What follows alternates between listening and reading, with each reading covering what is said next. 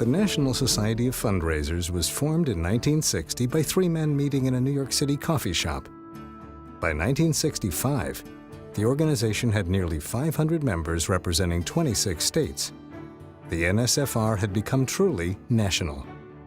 By 1973, there were 11 chapters, and a national office had been established. Hank Goldstein was our president, and Hank was a self-starter and a wound-up dynamo.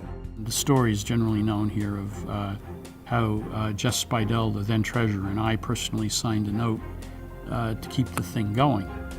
That was a powerful stimulus to me to start going around the country and telling the chapters, if we were to make it as a national organization, we had to become financially stable. He went from chapter to chapter laying down the law. He was like Moses. He really came down hard on everybody that we had to form chapters, we had to bring in members, we had to build to a reasonable size so that we could accomplish some things. It was the first time we began to face Washington, and it was the time when we decided that it was probably better to reside in Washington than in New York. In 1977, the organization moved to new headquarters in Washington. The first professional president was hired, and the name of the organization was changed. Well, we were NSFR. We didn't have E on it at that point because we didn't know we were executives. We just thought we were fundraisers. When it moved to Washington, and Dick Wilson was the first most notable staff person there, the organization began to mature and distributed professional staff. Under the leadership of Don Campbell, the board was restructured.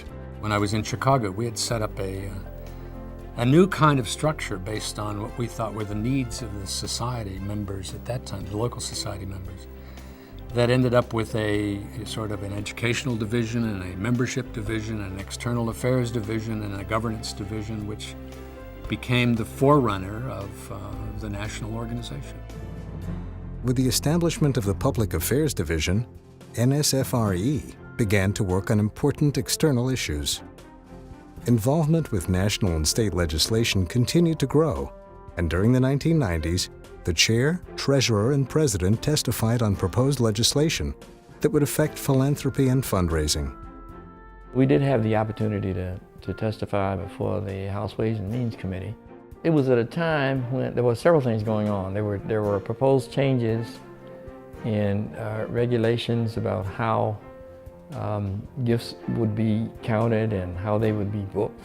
Philanthropy really needed a voice on Capitol Hill in the United States, but also in Parliament in Canada. So it was a twofold approach, both Canadian and US. Different systems and sometimes different issues. We want to protect the things like the charitable tax deductions that we enjoy, protect the charity's ability to raise funds, and not have them handicapped in any fashion. I worked very hard for AFP to build a budgetary and staffing structure to support advocacy. Having a PAC, being able to support candidates, provided us access. And the difference in our advocacy program today, since the PAC, is dramatic.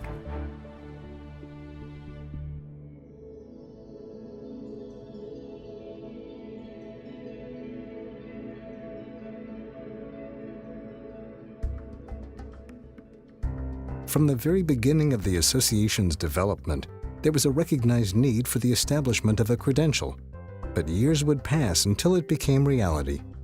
As governments across the country considered regulating the fundraising profession, the board looked to certification as a means of setting standards. After many years of hard work, the first accreditation examination was given in 1981. 166 professionals in the US and Canada obtained their CFRE. The organization then worked to develop an advanced credential, and in 1991, the first ACFREs were conferred. I was in the second class that was certified back in 1982. I was involved in the ACFRE certification program and in the development of that. I became a CFRE because I thought it was important for me as a professional to demonstrate that it's important to always continue your education, it's important to learn standard practices, and it's also important to operate an ethical standard. I think at its very core, it's demonstrating your commitment to the profession and to continuing to position fundraising as a profession. Not only does it say that we have a body of knowledge, we can prove our mastery of that body of knowledge, a core of work that we have accomplished and has been recognized by others, but I think it also demonstrates our personal commitment to the profession and to maintaining a high level of standards of education and of success. In 1985, the NSFRE celebrated its 25th anniversary, now with over 5,400 members in 70 chapters across North America and a new home in Alexandria, Virginia.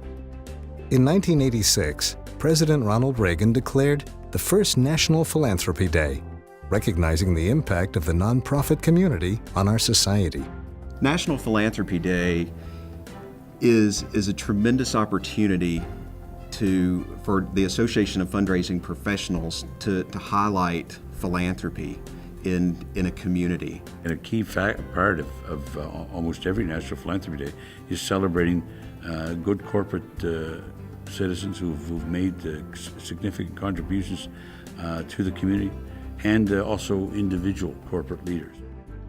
With 800 educational programs, a robust public affairs division, and a growing number of CFREs, the organization had become highly respected in the fundraising and philanthropic communities. Growth would soon accelerate, and the organization would begin to reach out to more and more diverse groups of fundraising professionals around the globe.